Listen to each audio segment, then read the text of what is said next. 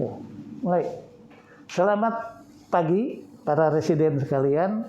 Ini adalah kuliah kita yang kedua. Sesuai dengan pada RPS bahwa kita akan mendapat atau saya akan memberikan 4 kali kuliah.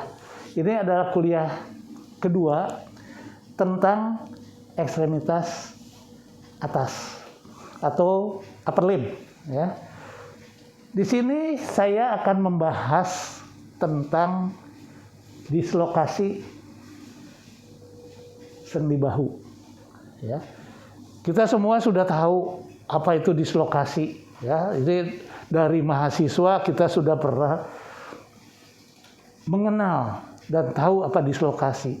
Dislokasi itu adalah cerai sendi dalam bahasa Indonesia baku, ya. Jadi di sini kita akan membahas apa yang akan terjadi jika terjadi suatu dislokasi, kemudian bagaimana patofisiologinya, dan ketiga itu bagaimana cara kita untuk melakukan tindakan terhadap pasien atau penderita yang mengalami suatu dislokasi.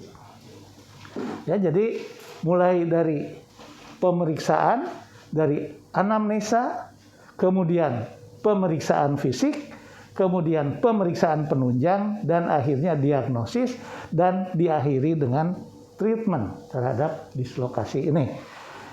Oke, silakan. Nah, ini adalah gambaran umum daripada suatu dislokasi. Ya. Kita lihat pada gambar di sini.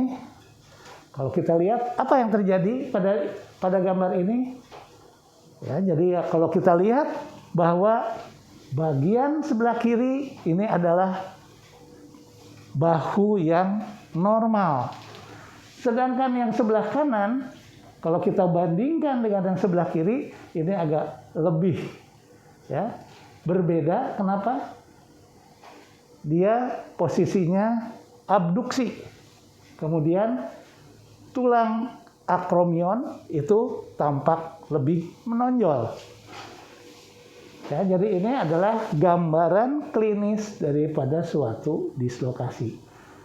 Nah, sebagai yang kita ketahui, sendi bahu adalah merupakan sendi yang besar dan paling sering mengalami dislokasi. Ya, jadi kurang lebih 45% dari keseluruhan dislokasi yang terjadi pada tubuh manusia. Dan yang paling khas, yang sering terjadi adalah dislokasi yang mengarah ke bagian depan atau disebut juga sebagai dislokasi anterior. Ya. Ada juga dislokasi-dislokasi yang lain, tetapi yang akan kita bahas di sini adalah anterior dislokasi atau dislokasi anterior yang terbanyak. Kemudian, ya, sudah dikatakan tadi 8-9 kali lebih sering daripada dislokasi sendi bahu posterior. Bisa juga terjadi dislokasi bahu inferior. Ya, inferior terjadi biasanya karena kelemahan otot-otot gelang bahu. Biasanya terjadi karena paralisis atau lumpuhnya otot gelang bahu yang disebabkan karena trauma pada plexus brachialis. Ya. Dislokasi, ya, biasanya, ya, yang terbanyak itu disebabkan oleh karena gaya eksternal rotasi dan ekstensi pada bahu yang terlalu berlebihan. Ya, jadi sehingga bahu tersebut terlepas, ya, dari mangkoknya, atau kalau dalam bahasa medisnya adalah terjadi lepasnya caput humeri dari cavum glenoidalis. Kemudian itu tentang yang anterior. Sedangkan dislokasi posterior biasanya disebabkan karena jatuh secara langsung pada permukaan depan bahu di mana bahu dalam posisi aduksi. Aduksi adalah menempel kepada tubuh, dan internal rotasi. Nah, sekarang itu adalah pada pemeriksaan fisik yang kita tadi bicarakan. Selanjutnya bagaimana diagnosa pasti daripada suatu dislokasi. Ya, dislokasi bahu itu diagnosa pastinya dengan pemeriksaan klinis kita sudah bisa mendiagnosa. Tetapi diagnosa pasti adalah dengan melakukan pemeriksaan X-ray. Ya, pemeriksaan radiologis. Pemeriksaan radiologis seperti apa? Cukup dengan foto ya, ronsen anterior posterior. Kita akan bisa melihat bahwa head humerus itu berada di bawah dari cavum glenoid. Nah, kalau kita sudah mendiagnosa ini adalah suatu dislokasi anterior sendi bahu, baik kiri ataupun kanan, maka kita harus melakukan tindakan. Apa yang harus kita lakukan adalah kalau kita temukan adanya suatu dislokasi, maka secepatnya kita harus melakukan tindakan reposisi. Artinya mengembalikan posisi daripada sendi yang mengalami dislokasi ini menjadi kembali seperti normal. Nah, bagaimana cara melakukannya? Itu kita mempunyai beberapa teknik. Ya, tekniknya apa saja? Yang pertama adalah teknik Hippocrates. Hippocrates ini memang tekniknya yang paling tua. Ya, teknik paling tua yaitu kita menarik tangannya, ya, menarik tangan, sedangkan kaki kita masuk ke dalam aksila. Ya.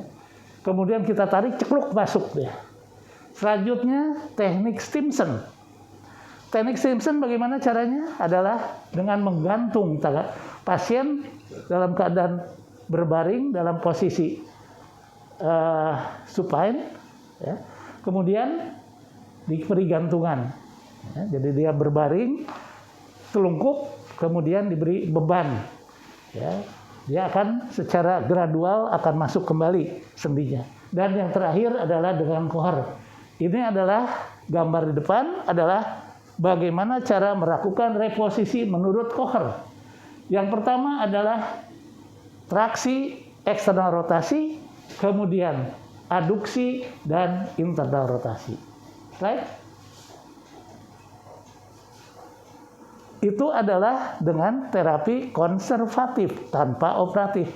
Bisa juga kita lakukan adanya tindakan operatif atau pembedahan, yaitu bila terjadi fraktur dislokasi. Ya. Apa yang dimaksud adalah fraktur, ada fraktur itu adalah patah tulang dan adanya juga dislokasi. Maka kita harus melakukan fiksasi daripada yang mengalami fraktur tersebut, biasanya pada tuberculum majus daripada humeri. Oke, slide.